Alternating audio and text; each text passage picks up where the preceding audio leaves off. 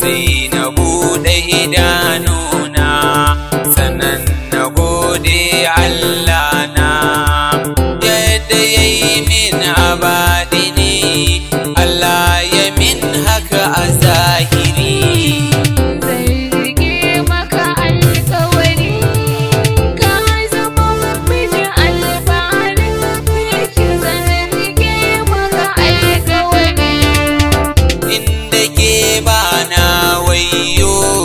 Kina da kyawu dan juyo zan tare ki da oyoyo sani da kar ai min wayo dan jigawa akwai gayu gami da wanka ni wayo karki gansi ki kyale ni ki manta ma wane ne ni rayuwar hanta da jini ki je ki zauna ki nazari.